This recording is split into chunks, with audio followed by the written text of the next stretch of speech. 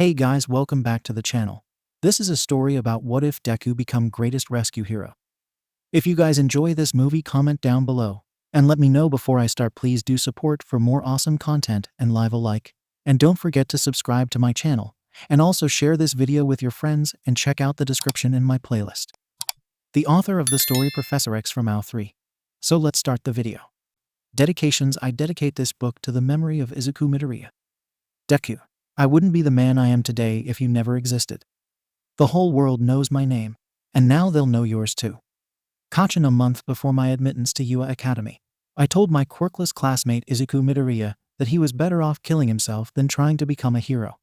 He took my advice and threw himself off the roof of our school. No one was there to save him, and the next morning they found his body. His limbs were pointed in the wrong direction, while his corpse soaked in a pool of his own blood, and carrion crows picked at his flesh. A formal investigation was launched, and the authorities concluded that a combination of despair for being a quirkless and the unattainable dream of being a hero drove Izuku Midoriya to take his own life. As far as I'm concerned, he was murdered, and the fault of his death lies with me. My name Katsuki Bakugo, and this is the story of how I became the greatest rescue hero in the world. The news report about Midoriya was a 15-second blurb, placed between reports of All Might surprising people at a grocery store in the early morning, and stopping a sludge monster with his bare hands and a couple bottles of soda in the afternoon. It spun out into some lesson about recycling and reusing at every turn. It provided white noise for my thoughts, the first of which I'm ashamed to admit was that it seemed better that way with Midoriya dead. In the many years that I'd known him, Midoriya always had an innate sense of courage and justice. When I was a boy, I was an absolute terror to those weaker than me. But Midoriya didn't give a fuck about how strong I was. He was quirkless, but still had the balls to stand up to me. I couldn't help but think that eventually he would have just got himself killed anyway. The fact that I held a measure of responsibility in his death didn't even factor into the equation. Midoriya had the saddest fucking wake I'd ever seen in my life. Not because of how somber the occasion was, or that a child had died, but because there was almost no one there. His mother was sitting in a corner next to his shrine, while the only other thing in the room was the smell of burning incense. Shades were drawn all over the room, and her black kimono made her blend in with the corner of shadow she occupied. It looked like her pale skin and green hair just appeared out of the shadows. She didn't hear my parents and I arrive, but looked up when my dad tried to stifle a gasp. He always was a pussy. She forced a smile onto her face, but her pain was noticeable in every single action she took. It was like the act of existing hurt her. My mom and dad walked over to her and said all the things adults are obligated to say. But I stood there stiffly, almost rooted there in the doorframe as I looked around. Where the hell were his friends? Did he have any? Where the fuck was his father? Did he have one? Those questions stormed through my mind, but came to heal upon an even greater realization. If my mother hadn't made me come here, then there would have been no one at this wake. The next morning I got up before dawn and pulled my suit out of the closet, got dressed and slipped out of the house. It wasn't unusual behavior for me to leave before dawn, and my parents must have assumed that I was just out for physical training.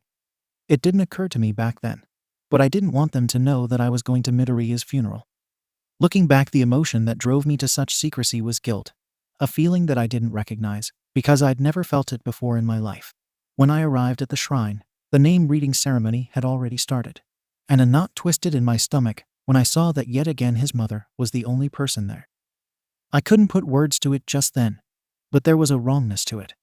I kinda hated Midoriya back then for having the balls to stand up to me and daring to dream his impossible dreams when he had no power. But even the sour, angry, entitled brat that I was could understand that he didn't deserve to have no one there to remember him. It made me angrier than I would have expected, and my hands started sparking as my emotions fueled my quirk. The sound made the priest and his mother jump. I had the decency to look embarrassed. The priest continued with a name reading, and I walked over to his mother to stand next to her. She held my hand when he started speaking again, squeezing it as tears started to fall from her eyes. I didn't say anything or try to take my hand away. Comfort was an alien concept to me, but I figured that this was the least I could do. It was my first selfless act. I kept finding excuses to visit his mother. I checked to see if she needed groceries. If there was something wrong around her house, I'd try to fix it. I was wildly overcompensating, of course, I'm not exactly sure what lies I told myself to avoid thinking about my role in her son's death. But eventually one afternoon 2 weeks before the entrance exams at UA Academy, she sat me down on her couch with a cup of tea. Katsuki. It marked the first time she'd called me by my first name, without any sort of honorific, so I tensed. I appreciate you coming around here, checking on me, and being such a good friend to my son, even after he's gone. It means the world to me. But shouldn't you be focused on other things? Like your entrance exams? Your mother tells me you haven't been training as much. My knee-jerk reaction was to tell her to mind her own fucking business. But I managed to hold my tongue. She was right, of course. I hadn't been training as hard as I used to. And it seemed like my mother had noticed, which I guess must have seemed like the biggest fucking red flag in the world. I'm doing fine. I still train when I can. It was best for me to keep my responses short, or I'd say something rude. And this woman was one person I could never let myself be a dick to. She smiled, and it didn't look like a chore. Did you know that Izuku wanted to get into the hero program at UA? Everyone knew. He was obsessed with heroes. We talked about it a lot when we were kids. She reached over and took my hand in both of hers. Katsuki, I don't know everything you're feeling, and I won't try to. But could you please do me a favor? Get into UA. Be the best hero you can be, do it for my son. But most importantly, do it for yourself. Your life doesn't stop because you've lost someone, and you've already done more than enough for me. I'm just happy my son had a friend like you. I took her words to heart and spent the next 2 weeks training my ass off. The force of my guilt had managed to quell the fires in my heart, and I will be forever grateful to 𝐀𝐦 𝐍𝐸 for reigniting them. Having my passion back drove me to push my body and mind to their limits every day for 14 days, and on the morning of the entrance exams I was ready. The written exams were more or less cake, and went down easy. The practical exams were simple enough too. We were tasked to destroy robots, and they went down left and right like nothing under the force of my explosions. And I probably would have had an uneventful exam, if not for the proctors releasing a giant monster of a robot. The fucker was as big as a skyscraper, and it was clear none of us had a chance at taking it out. The sensible thing to do was to run, and I would have, but a girl who I'd later come to know as a classmate had managed to get herself trapped under some rubble like a dumbass. I didn't do the sensible thing. I didn't even think. I bolted towards the danger, my body moving all on its own. I'll never forget the look on 𝐀𝐦 face while he ran away right past me like a little bitch. When I got to her, I tried to shift some of the rubble that had pinned her with my hands, but she stopped me. She clapped her hands and touched the rock pinning her leg, and it fucking floated into the air. I pulled her away from the rubble, and she clapped her hands again, and the stone dropped into the pavement. You fucking dumbass. I'm risking my neck for nothing. How the fuck did you even let this happen to yourself? Personal growth can be a slow thing. She looked me puzzled, but it shifted to focus as the treads of the giant robot bared down on us. Ugh. Never mind that. We gotta move. I hurt my ankle. You have to help me walk. Could you levitate both of us at the same time? Yeah, but I didn't let her finish. If my assumptions about her powers were correct, then this would work out in our favor. I pulled her onto me in piggyback position and groaned. Holy fuck, you're fat. Fuck you, asshole. I'm not fat, I'm thick. I noticed an accent slipping through her voice, but she clapped her hands, and then we were floating. I pointed my hands at the ground and released twin explosions.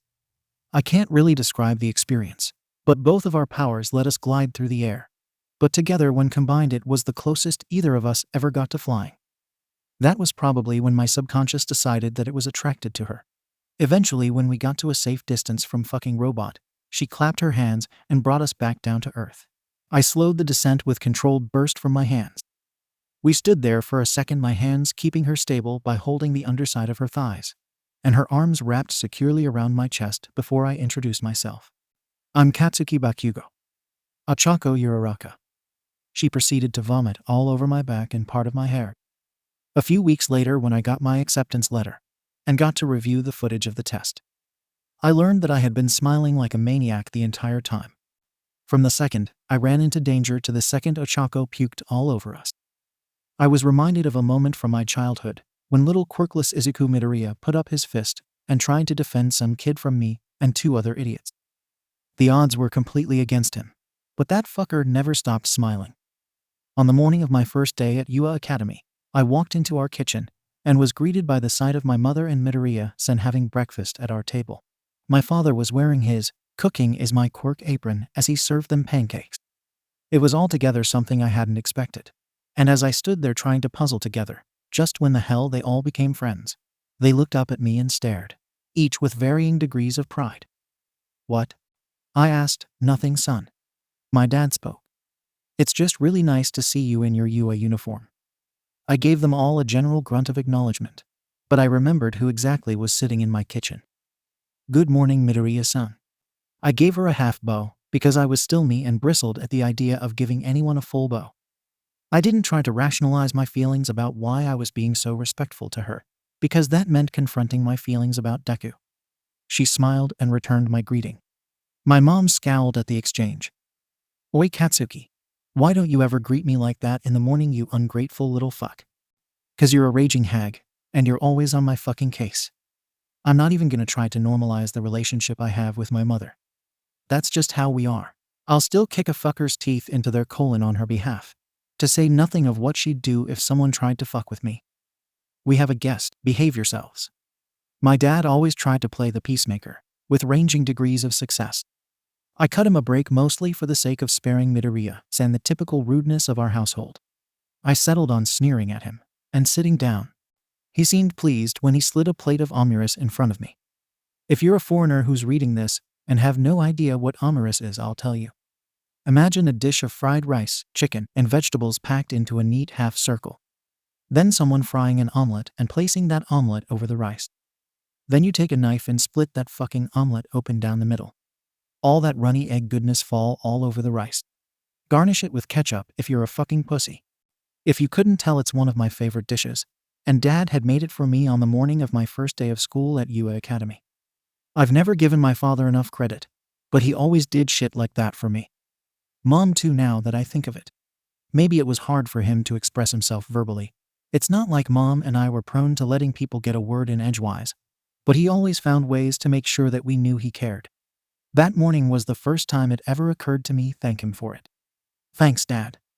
I started eating and didn't notice that my parents were wearing shocked expressions until I was done with my food. Such was the power of 𝐲𝐸. Midoriya-san looked back and forth between us, all understandably embarrassed and confused. Me being grateful for anything other than my kick-ass quirk was a rare occurrence in the Bakugo household. Seeing them so shocked that I'd done something as simple as say thanks for breakfast made me ask a lot of questions about myself. Just how fucked up was I? I wasn't ready to deal with those answers, so I deflected and diverted. "Midoriya-san?" I asked, shifting the attention away from myself. "What brings you over here so early?" She brightened up at my question, and reached down for a bag at her feet. "I wanted to drop off a gift for you. My little congratulations for making it into UA. And then your mother invited me in for breakfast." She passed the plastic bag over to me, and I looked inside and saw a bunch of notebooks. I pulled out one at random, and a fucking chill shot down my spine, like someone replaced each of my vertebrae with a chunk of ice. It read, "Hero Analysis for the Future #13. The whole thing was scorched, and the pages were stiff and crinkled like they'd been underwater, and then left out to dry.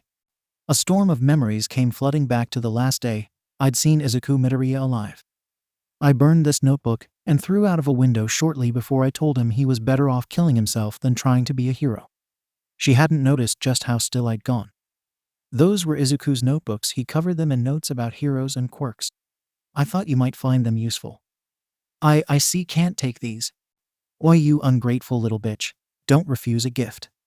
Hearing my mother's voice brought me back from the state of near catatonia I was in. My hand started shaking, and I couldn't make it stop. I couldn't understand it. Why the fuck couldn't my hand stop shaking? I asked myself that question over and over again. "Please, Katsuki." Midoriya-san smiled at me, but it wasn't a real one. It was like how she smiled when we showed up at her son's wake. "You've been so kind to me since Izuku passed, and I think since you'll be able to put them to some actual use, he'd want you to have them." That was all I could handle. I bolted from the table, taking the bag of books with me. I tossed them into my room and went straight to bathroom. I damn near kicked open the door and slammed it shut behind me. I barely made it to the toilet before I puked up a mixture of rice, chicken, vegetables, and eggs. It felt like the ghost of Izuku Midoriya had decided to haunt me. My mind replayed those words over and over again. He'd want you to have them. You're better of killing yourself. He'd want you to have them. You're better of killing yourself. He'd want you to have them. You're better of killing yourself. When I came out of the bathroom, Midoriya-san had left, and my mother was absolutely furious. She had laid an ambush for me at the bottom of the stairs and brought her palm across my face. The slap echoed through the house, and my dad came out of the kitchen and into the hall. "Katsuki, how dare you act like that? That woman lost her son, and that's how you act when she gives you a gift. Fuck off. What do you care?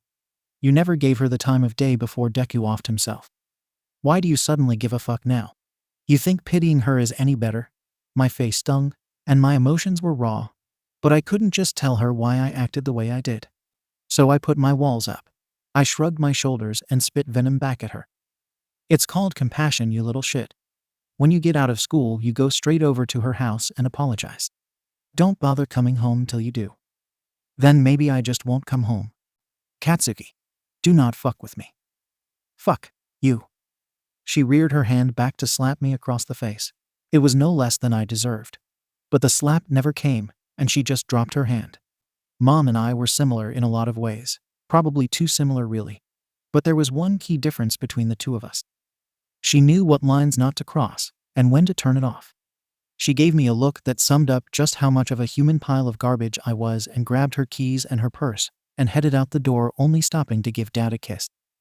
Dad had insisted that I let him drive me to school, and after the morning I had, I didn't have the heart or energy to argue the point, so I got into the passenger seat of his sensible blue family car and buckled in. Looking back, the trap he was setting was glaringly obvious, but my mind was exhausted to notice. We pulled out of the driveway, and he waited till we were one with a flow of traffic before he started speaking. "Your mother and I have noticed a change in you." "Dad, I do. Katsuki, after the way you've conducted yourself this morning, you're gonna shut the fuck up while I'm talking." I was so incredibly caught off guard that I actually shut up. I couldn't remember ever hearing my father curse like that. "Like I was saying, we've noticed a change in you since that Midoriya boy passed. At first we just thought you were grieving, but you're changing, son.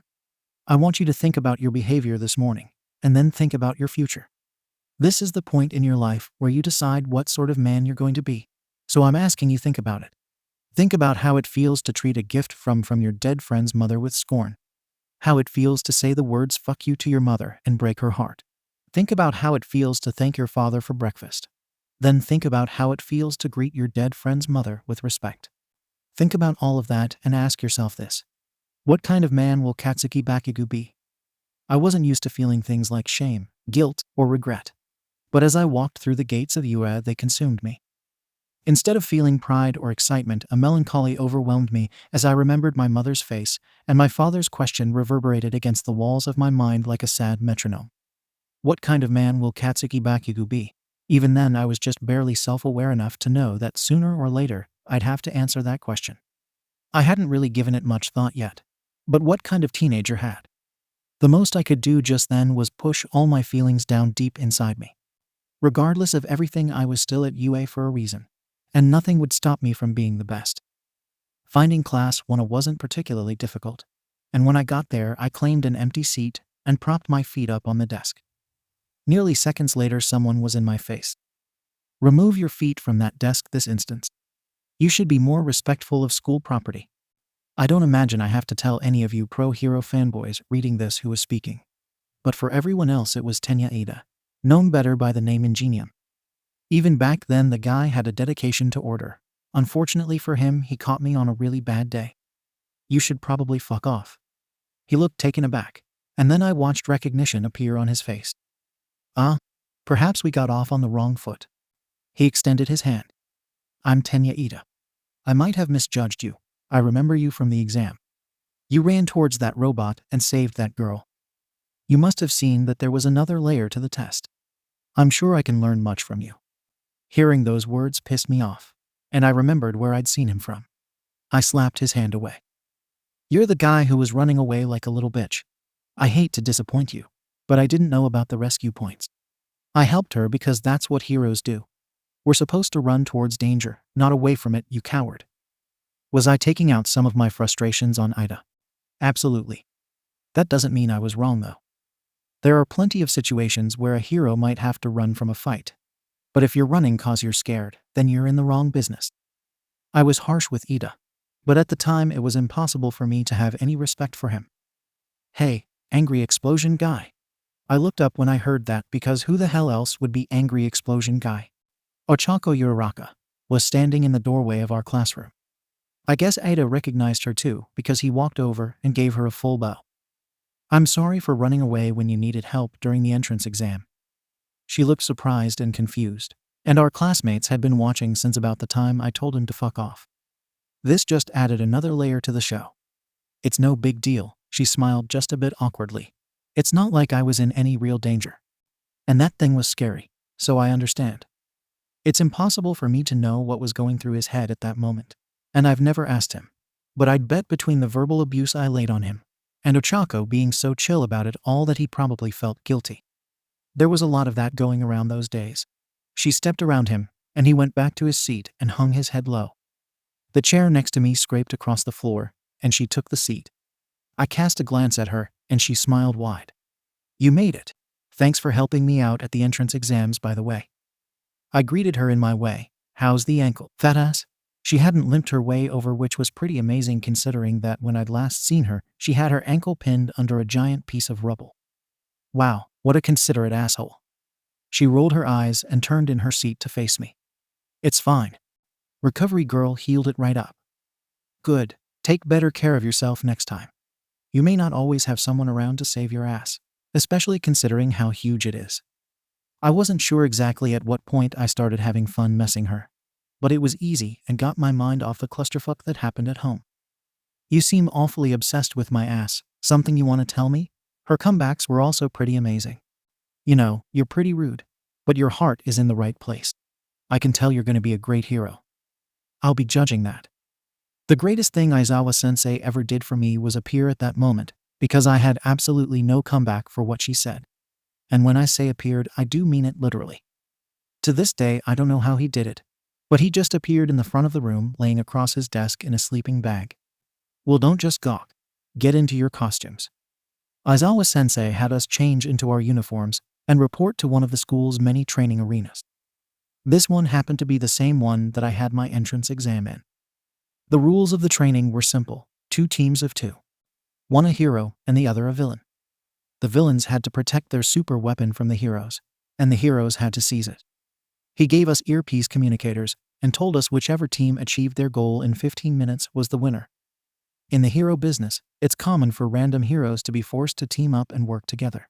The exercise was a microcosm of that. I was paired up with Ida as the heroes, and our opponents were Ochako and Sh Todoroki cast as the villains. They took position inside the empty building that would serve as our training course. I looked over at Ida and was thoroughly dissatisfied with my partner. What do you know about that Todoroki guy? Ida looked surprised to see that I was even talking to him.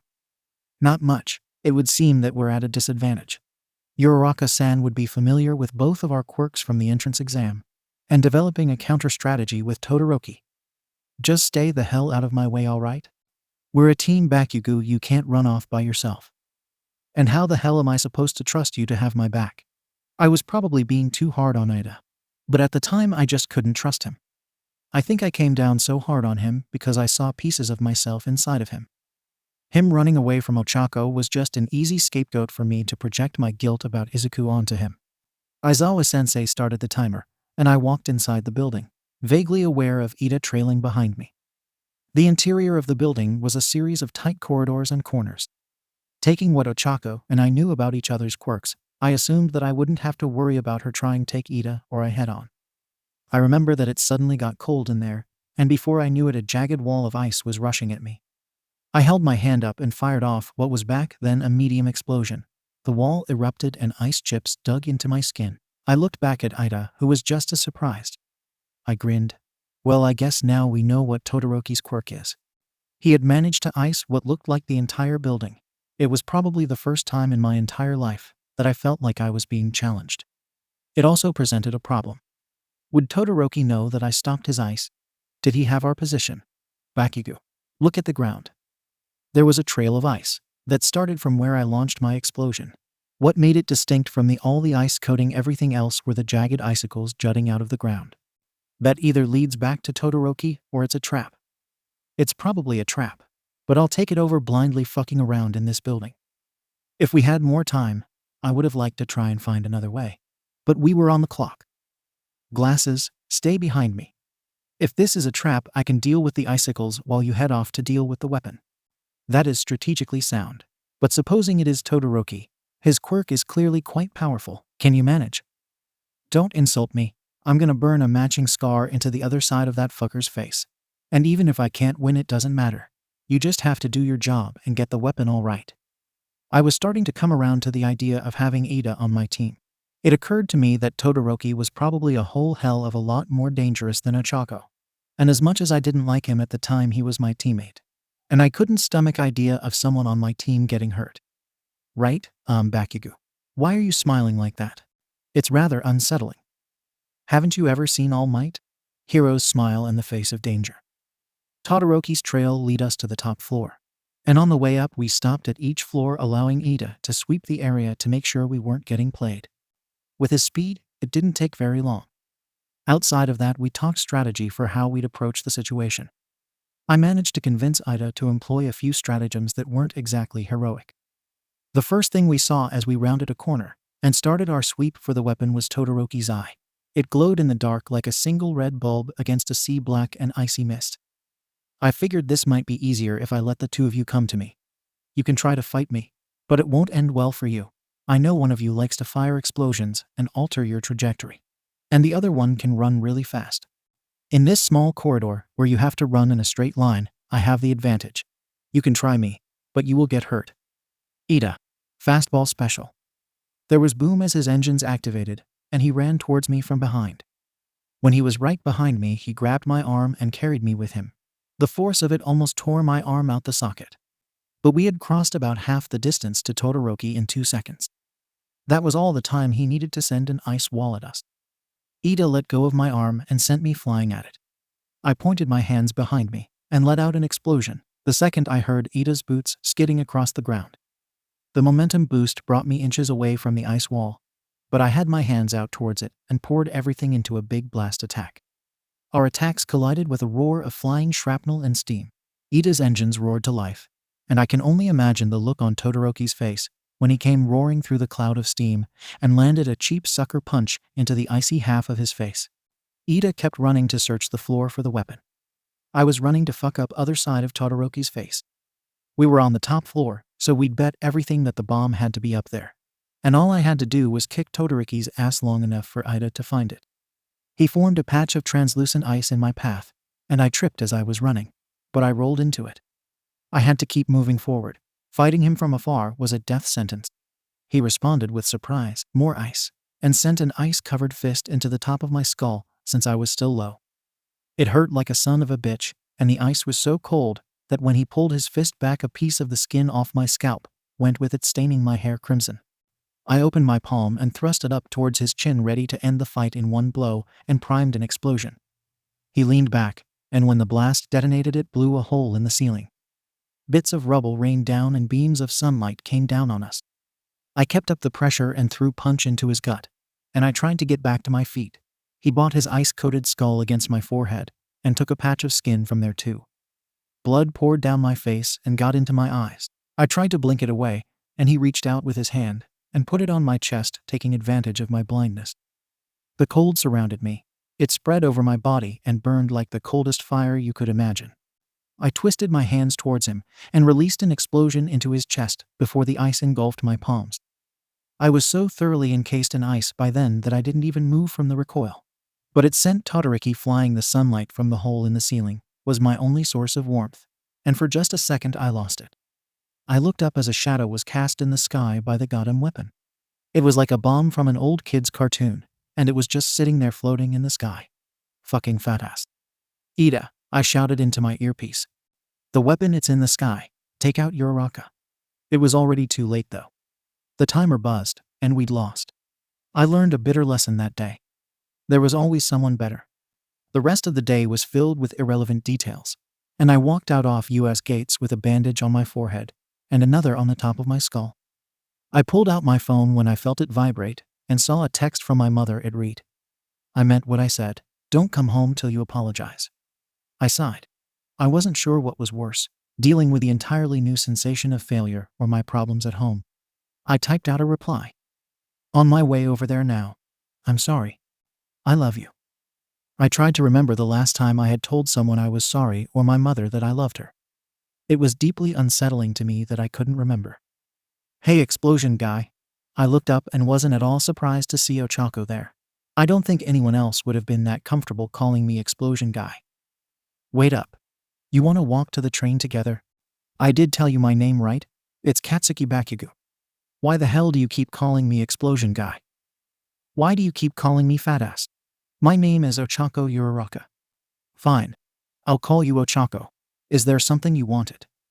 Well, I did ask if you wanted to walk to the train together. I also wanted rub our victory over you guys in your face. I grunted and turned away, cursing under my breath, stomping in the general direction of the train station. I heard her footsteps, and soon she was walking right next to me. Oh, don't be like that. I'm just teasing. You were pretty amazing out there. You did a lot more than me. I just floated a prop. The fuck are you talking about? We lost. There's nothing amazing about that. And you did your part. Even if we did manage to beat Todoroki, your power was still a huge obstacle. Well, yeah, you did lose. But think about how much you must have learned. Learned? I found everything she was saying meaningless and confusing.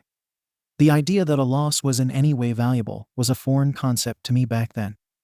I turned the idea over in my head as we climbed the stairs to the train station. Yeah, imagine how you'll do next time when you face Todoroki or someone with a quirk like his. She shadowboxed and snapped out a few punches, which to my surprise were in perfect form. You're weird, but thanks I guess. I tried to remember the last time I had a conversation that lasted this long and that I actually enjoyed, but there wasn't a one. 𝐀𝐦 was easy to talk to, and she didn't cower away from my personality like most people did. Usually that meant people wanted to kiss my ass. But a significant portion of this conversation had involved her giving me shit, so I didn't really see that being her motivation. I guess someone would have to be pretty weird to try and be your friend. Friendship was another thing I didn't have a grasp of back then. Not real friendship anyway, so I had no response for that. And for the first time in my life, I floundered and my mouth moved, but no words came out. She thought it was the funniest fucking thing in the world, and held her sides while she laughed at me. Really? Is that all it takes? Big bad Katsuki, king of explosions, loses all his composure at friendship. Oi, fuck you fat ass. Eventually we got on separate trains and parted ways. It didn't take long for me to get to my home station, and as I walked through the neighborhood my heart started pounding as I got closer to Midoriya-san's house. I still had no idea what exactly I was going to say even as I knocked on the door.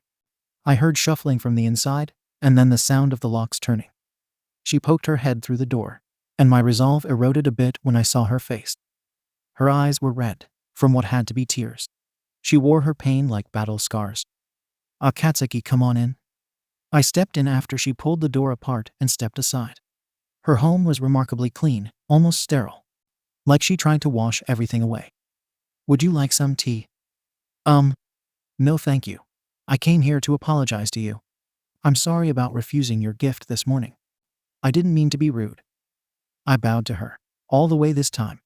I think it was easier for me to say everything else I needed to say if I couldn't see her face. Those books were painful for me to see. I said something cruel to Deku before he passed. I told him he was better off killing himself than trying to become a hero. I scorched his notebook with my quirk. I made him feel like he was nothing. I'm so sorry. I dropped to my knees and pressed my forehead to the floor. It's my fault that he's dead. I don't know how long I stayed like that. I don't know at which point I started crying, but the tears poured down my face and pooled on the hardwood floor.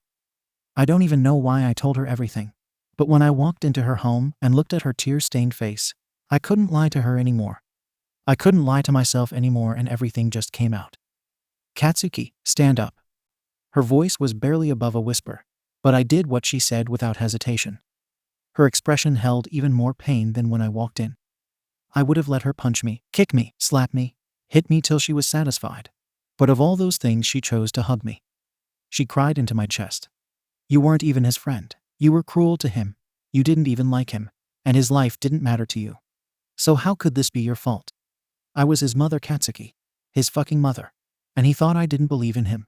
He thought I didn't support his dreams. He thought he couldn't share his pain with me. The only person who's at fault is me. I cried too. I have no idea why she could possibly think those things. But I understood that it was my fault that she had to carry that pain. I think that's when I realized how much one person's life can affect another. How losing a person could cause so much pain. And that's when I decided I'd save everyone. We cried like that for a long time, and eventually I had to leave. There wasn't much said though, and I had no idea how our next encounter would go. But as I walked home, I felt remarkably light. Things weren't better, but it felt good to have everything out in the open. That much made all the difference. When I got home, my mom was waiting for me. Her arms were crossed, and I raised my eyebrows. "Were you waiting for me to come through door?" I asked. "Yes. I knew this was coming. But after what I just did, this was easy.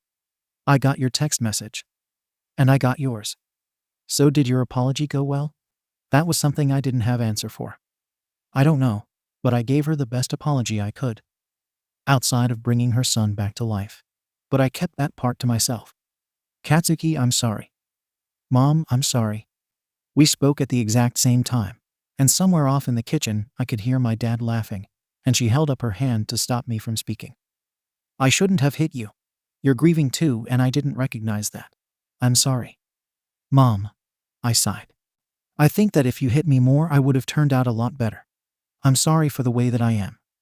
I tried to walk past her on my way up the stairs, but she grabbed my arm. "Katsuki, you're a flawed person, but you are my son. Never apologize for who you are, only your actions."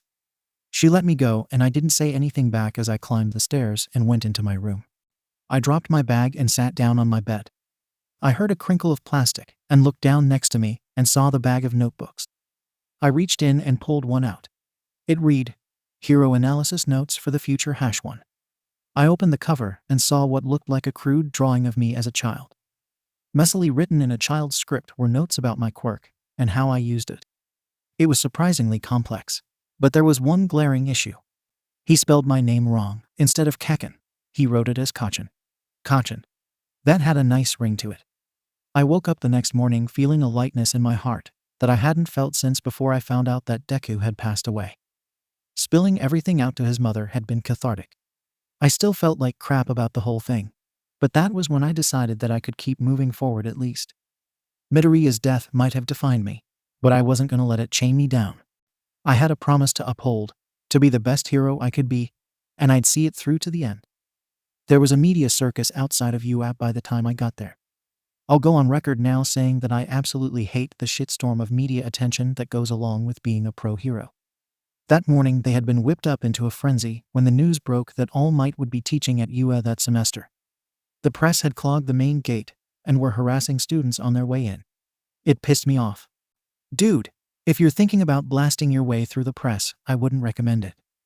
I had almost expected it to be 𝐀𝐦, but the voice was way too deep. I turned my head as Kirishima waltzed over. I grunted at him, not yet incensed enough to tell him to fuck off. I stopped to wonder if I was going soft before responding to him. I wasn't going to blast them. It'd be more satisfying to break their cameras. He laughed at that. True, you want to walk through the Shark Tank together? He nodded his head at the media. Sure. I was still trying to figure Kirishima out as we walked in an easy silence up to the gates of UA. Well, it's more accurate to say that I was still trying to figure out the whole friendship thing. Outside of 𝐀𝐦, most of my classmates in WHAT had given me a wide berth after I verbally assaulted Ida that first morning, and then even further after I actually assaulted Todoroki. But I think that had more to do with the smile on my face while I fought him, and the threat I made about burning the other side of his face. The press swarmed as soon as they saw us. What's it like having All Might as a teacher? Do you like All Might? Is All Might the best? Can you comment on the negligence allegations made against the pro-hero community? I took a deep breath as we were assaulted by questions, and Kirishima, noting my rising anger, took a step away from me. Stop talking to us. I elbowed my way through, and so did Kirishima. When we reached the other side of the gates and made our way into the building, he spoke. I'm surprised, Bakugo. You seem like the kind of guy who'd blow up at something like that, or more literally blow something like that up. I'm trying to work on managing my anger, or at least save it for fuckers who really deserve it. Another silence passed as we made our way to our classroom. What I appreciated most about Kirishima was that he didn't try to fill silence with meaningless chatter. He'd probably say something about manliness and the passion of silence if he was ever asked about it. The silence was shattered when we entered our classroom. Our classmates were still hyped about the mock battles from yesterday, and the energy was in every corner of the room. And since my battle with Todoroki had more or less set the tone for everything that followed when I walked in, that energy shifted just a bit. On the way over to my desk, I nodded at Ida. He'd gained a measure of my respect since we'd fought together. It's hard to not at least respect someone you fought side by side with. He returned the gesture. The second I sat down, Ochako turned to face me. "Ah, you're getting along with Ida now? And walking together with Kirishima? Goodness Katsuki, keep it up, and you'll start having actual friends. I hope you can handle it." I was beginning to understand that Ochako got her kicks from pushing my buttons. I turned to face her. "I'm starting to get real tired of your shit, Ochako. Is there a reason why you keep messing with me?" I'll be honest, I didn't exactly mind her taking jabs at me. It was kinda fun most of the time. "Katsuki, you set the tone for our relationship when we first met. Now reap what you sow and suffer." I couldn't actually argue with that. But before I could try, Somyeon decided to step in and speak on our little back and forth. "Oh, first names already. You two have gotten awfully close awfully fast." 2 seats ahead of me, someone had turned around to face us. I didn't know his name at the time, but in my mind I had labeled him belly button laser fucker. He seemed like an acceptable target for my fury. "Why don't you go fuck yourself with your useless quirk, you belly button bitch boy background character?" I really wanted to savor that moment and the look on his face. But then Kaminari stood up and pumped his fist in the air. "Woo, pay up everybody. Bakugo exploded in less than 5 minutes. I win." I turned my head in his direction, but then the grape-haired fucker shouted back at him. "That's not fair. Aoyama provoked him. You guys could have been in on it together from start." I remember feeling like a volcano. Instead of erupting, I turned to Ochako. Her mouth was over her hand, and she struggled to contain her laughter. At least she tried. The rest of the class, with the exceptions of Ida, Todoroki, that shadow bird fucker, the 6-armed bandit, and the frog girl, couldn't contain themselves. "Did you know about this?" I asked. "I had no idea." She stopped to breathe. "I only walked in a few minutes before you did." I mentally added her to the list of people safe from my fury. It was a really short list. Just her and Kirishima, actually. I rose to my feet, the chair skidding back. "Oi, did you fuckers make a bet about me?" Kaminari turned to me. "Yes. Specifically about how long it'd take before you exploded in anger about something. You kinda have the personality of flaming hot garbage. You're also super terrifying when you smile. I'm amazed you're not currently enrolled in a school for villains. I don't know if you've ever had a room full of people shit on you, but it doesn't feel nice." I wanted to grab them by their faces and explode them. But I was reminding myself of Deku and all the times that I'd lead a classroom of people in hurling abuse at him. I realized that I'd probably made him feel a whole hell of a lot worse for a lot longer. I didn't lash out. I sat down and sulked. Fuckers. I figured that Deku had endured a lot worse than this without losing his shit, and I wasn't about to lose to him. I don't think he's that bad, rip it."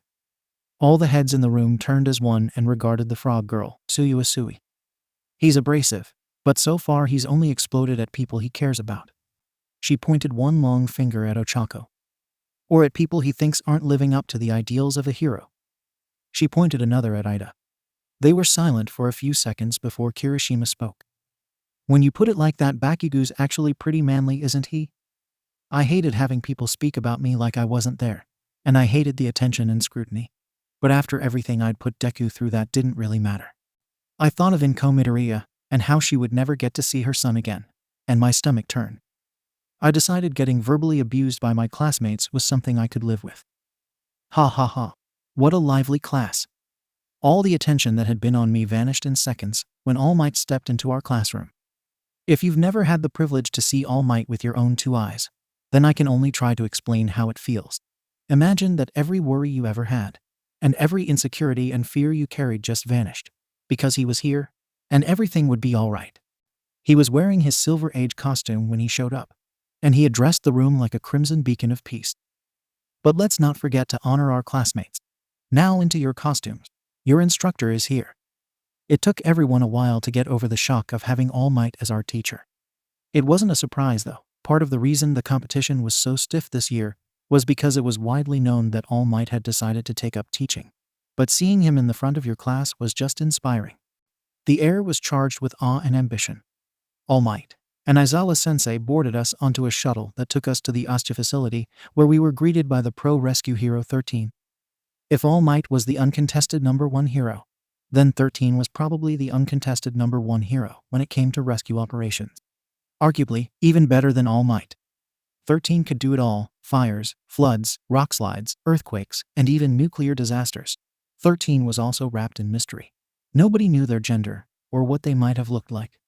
The world never saw past that environment suit and the quirk that let them generate gravity wells. 13 never seemed to mind, and they explained to our class that the lesson of the day would be seeing how we behaved in rescue situations. But then the League of Villains showed up. A black mist seeped into existence all around us. It was like the air itself was split apart, and the fog rushed out of antimatter to fill the space, and when it got thicker than blood, tons of villains stepped through. Most of them were grunts and didn't look like much. But there were so many of them. 3, however, stood out. One was massive and colored jet black. Its brain was exposed, and its muscles were big as All Might's. It was the first recorded sighting of a 𝐴𝐻𝐬. The other 2 shared a similar love for the color black. One was 𝐀𝐦, who was the source of the mist, and the other looked like a punk bitch who got fired from Hot Topic for being too edgy. We'd come to find out in time that his name was Tamura Shigaraki. My classmates tensed, but I didn't see any hesitation from any of them. They were ready to fight. Well, Grape Boy looked like he was gonna shit himself, but he didn't really count. Fall back. This is not training. Aizawa-sensei shouted at us, while he and All Might kept their eyes on the threat. They pros didn't even have to talk to each other.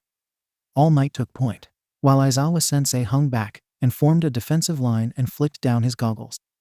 13 was ushering us back toward the exit. Sensei could use his quirk to provide ranged support if by some miracle any of the chumps managed to get the drop on All Might. 13 almost had us out the giant doors, but 𝐀𝐦 appeared in front of them, his rich black mist blocking the exit. The fucker had the nerve to monologue at us. "Children, I can't allow you to leave. The time of reckon." And then my body moved on its own again.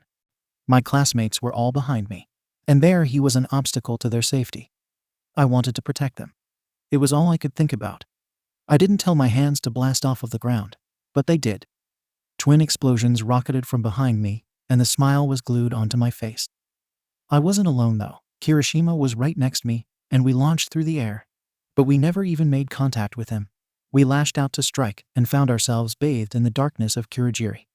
Passing through him only lasted a second, but it was cold and had an emptiness that was felt everywhere, like I was living in a space that didn't exist.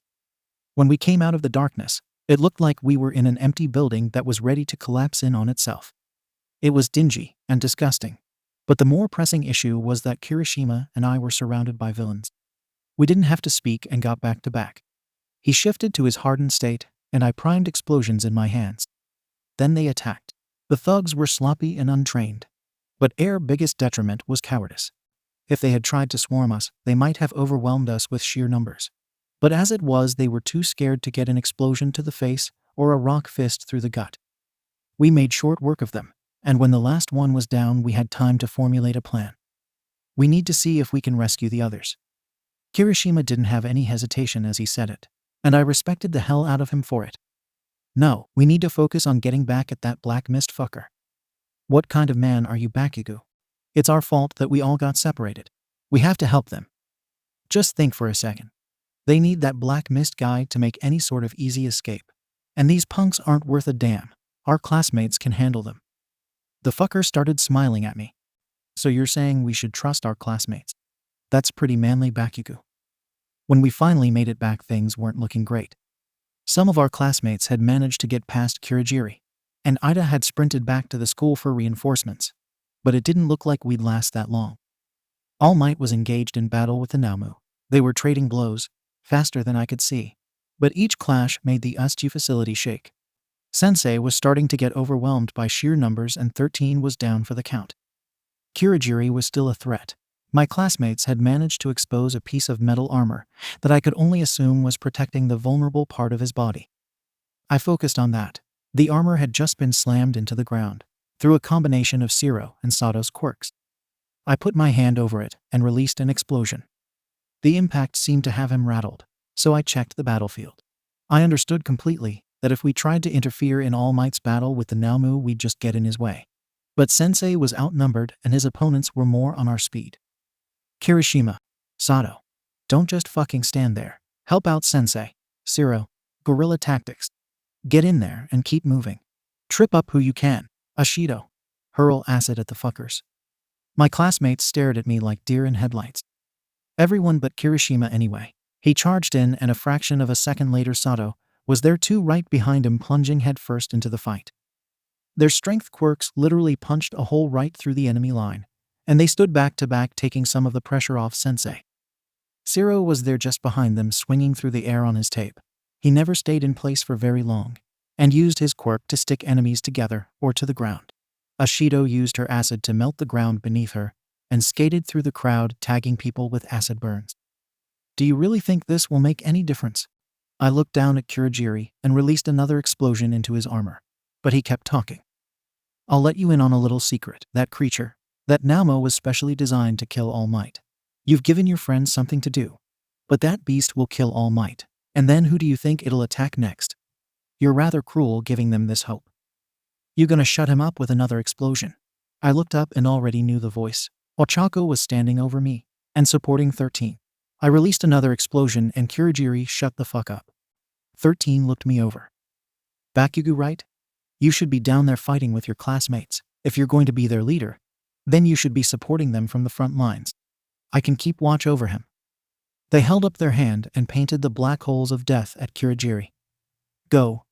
I didn't need more prodding. I stood up and turned towards the battle, and Ochako was next to me. We charged. Battle is chaotic. It requires you know where your allies are at all times, and knowing just what they can handle. Zero, Ashido, and Ochako were using their quirks like gorillas, weaving in and out of the fight, setting traps and laying out sucker punches. Kirishima and Sato formed an iron wall, and were making their quirks work in tandem like a shield and spear. Kirishima would tank damage with his hardening quirk, and when the enemy was close, Sato would come from behind and deliver powerful punches with his sugar rush quirk. A sloppy pile of bodies was forming at their feet. It made the most of their time limits. Ochako stayed focused on staying nimble and sending people skyward with her quirk, and once they got high enough, dropping them back into the ground. They had raw numbers over us, but our offensive was making a difference, and we chipped away at them one piece at a time. Then Shigaraki decided that he'd had enough of watching, stepped into the battlefield. I saw him and made a beeline for him. I stopped just a few feet away from him. I had no idea what his quirk was and decided to play it safe. You, he said. You're the kind of hero that pisses me off the most. You've got a big flashy quirk and you boss people around. I bet you think you're better than M. I detonated explosions behind me, and the momentum let me clear the distance between the two of us. I bent my elbow and pointed my right hand at my side and fired an explosion. It spun me around and my elbow cracked into his jaw. He hit the ground, and I didn't give him a chance to recover. I took my open palm and was going to send it into his face and release an explosion. His palm met mine, and the material of my glove faded away into dust, and then the skin of my palm shared its fate. It was like my hand was being made into sashimi, peeled away one ultra-fine layer after another. I released an explosion. The blast forced me away from him. He was quick to his feet, but didn't attack. His hand was blackened and charred from the explosion, while mine was red and raw from his touch. Somewhere behind us, there was an unfathomable boom as All Might punched the Naomu through the roof of the facility. But we didn't take our eyes off each other. To answer your question, I spoke. Due to some recent events in my life, I don't exactly have the highest opinion of myself. But yeah, I do think I'm better than you. I'm sure you have some reason for hating heroes, or have probably had a tough life. But fucking tough, you bitch. People struggle with burdens every day. Izuku's face flashed through my mind. But they don't turn into murderous fuckers like you. Your mother should have swallowed you. I really do hate guys like you. What's your name? Your hero name? What do they call you? I didn't hesitate to answer. Kaachan. Well, Kaachan, I'm Tamura Shigaraki, your arch-nemesis. The doors of Asude burst open, and there was Ida with the rest of the heroes. I was told later on that had been enough of a distraction for Kurogiri to open a portal under 13's nose and slip away. Blackness pooled around Shigaraki, and he waved at me with his burned hand before he disappeared. "I'm going to kill you one day. Hurry up and get your license. I want it to be official." The pros stormed into 𝐬𝐻𝐬 and mopped up what was left of the villains in a few seconds. The incident at 𝐬𝐻𝐬 would go on to make national headlines, and Class 1 would begin to be put under a microscope. We had not only survived the attack with minimal injuries, but had managed to soundly defeat the villains. It was also the first day that I announced to the world and myself what kind of man Katsuki Bakugo would be. Kaachan, a hero who saves people. After the 𝐬𝐻𝐬 incident, my classmates and I were given the next day off from school. I can't speak for the rest of them, but for me the time off didn't help. My hand was healing slowly and had to be kept bandaged. I could have had it healed, but after everything I'd endured and Shigaraki's threat on my life, I wanted to have something to remember it all by. I decided to spend the day off training, and so I slipped out of the house before sunrise. The morning air was chilly and had a bite to it. I started to run and eventually my body warmed up. But no matter how hard I ran, all I could think of was Shigaraki. You didn't get into this business without knowing that one day sooner or later, you were going to cross a villain, and it was going to get personal. I was trying to imagine what would happen if Shigaraki came after my parents, or maybe even brought a 𝐴𝐿𝐬 with him. I didn't like the image, so I ran faster, hoping that I wouldn't have the energy to think. I knocked a man over as I was running. He was just another jogger out for a run. But I hadn't been paying attention and crashed right into him. He hit the ground and started coughing up blood. He was skinny and just barely taller than me. I stopped and looked down when I realized I had no idea what to do. Coughing up blood was always bad. I stood there awkwardly until he finished coughing and extended my hand. "Shit. I'm sorry about that. I didn't see you there. Are you okay?" He took my hand and pulled himself to his feet. "I'm quite fine, young Bakugo." "How the fuck do you know my name?" I squeezed his palm tighter and primed an explosion, just so he could feel the heat. The tracksuit he was wearing looked at least 3 sizes too big, and his skinniness made him look malnourished. He had hair the color of sunlight and blue pupils set against black eyes. His eyes reminded me of All Might's, but my nerves and paranoia conjured up images of Shigaraki and his threat against my life. "Hang on. I'm going to reach into my pocket. Don't explode my hand, please." He did just that, and when his hand came out, he was clutching a business card and held it up to me. It read, "Might Productions, Toshinori Yagi, 2nd Secretarial Office." "Wait." I released his hand and snatched the business card. "You're All Might's secretary." That was certainly the name and address of All Might's agency on the business card.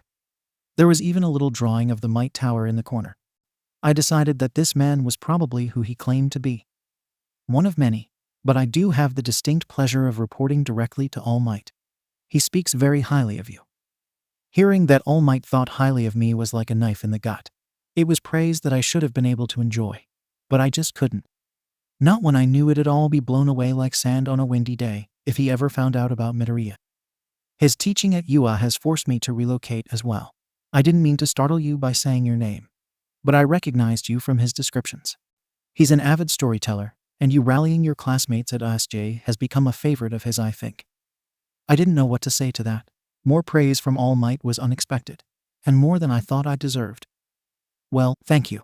Take care of yourself." I turned away and got ready to run again. He called out to me before I left. "Wait, young Bakugo. Would you mind if I joined you on your jog? It is better to do these things with a partner." "I don't know. You look kind of frail. Can you keep up?" He grinned like I'd made an inside joke. "I'm fitter than I look."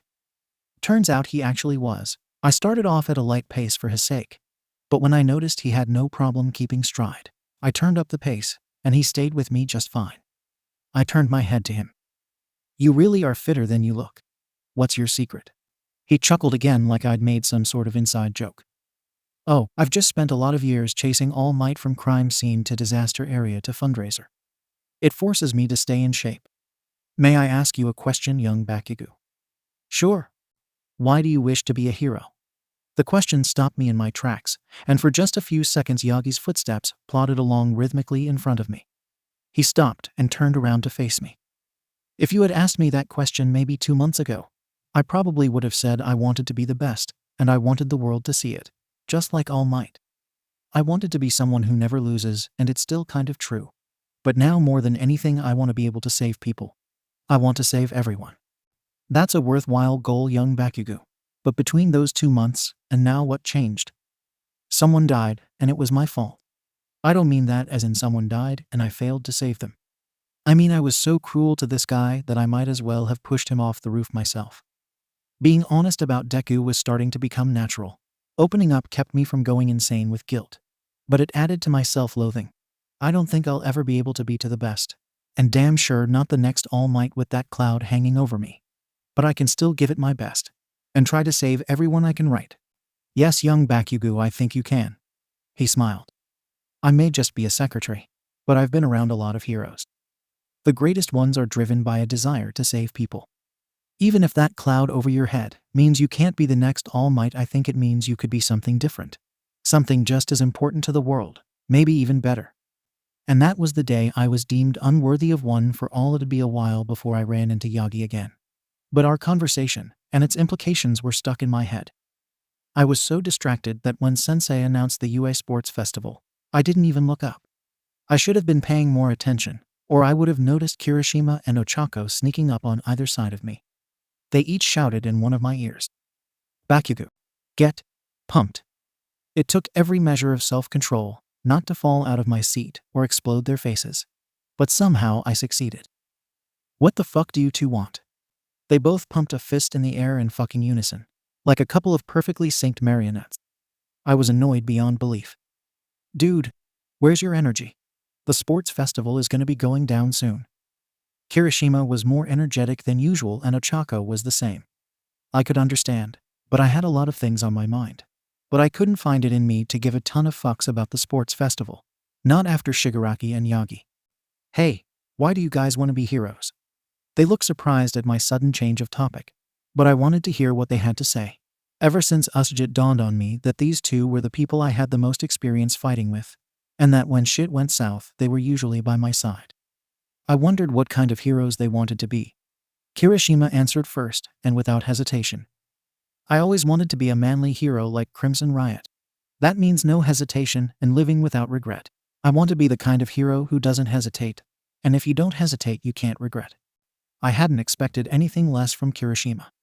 We both turned on Ochako, and she looked nervous. "To be honest." She rubbed the back of her head. "I'm in this for the money. My parents' construction business has gone under, and after everything they've given me, I want to be able to give them a comfortable life." "Why do you ask, Katsuki?" "Well, you two are the closest thing I have to friends. You're my go-to allies when the shit hits the fan. I wanted to know what kind of heroes you two wanted to be." Damn it, guys. That was so manly.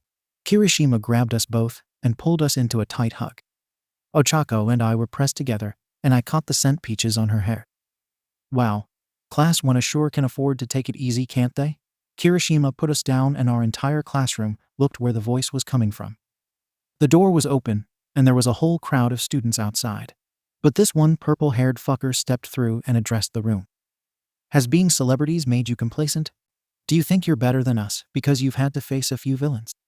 Or because you've all got flashy quirks? Must be nice. I just wanted to stop by and put you all on notice. We're coming for you. If you mess up, we'll gladly take your spot." I suddenly had a reason to care about the sports festival. We trained our asses off in the weeks leading up to the sports festival, and when it finally came, the tension was palpable. We sat in our class waiting room, and I could see it on the faces of my classmates. There was something to prove nestled in each one of them. My ambitions were slightly different. Yagi had told me that I could be something different, and that vision was starting to take place, but I couldn't grasp it yet. I was hoping to find that answer in the sports festival. A hush fell over the room, and when I looked up, Todoroki was approaching me. His face was grim, and he stopped just in front of me. "Bakugo, it's obvious to me that you're the biggest threat to me in this class.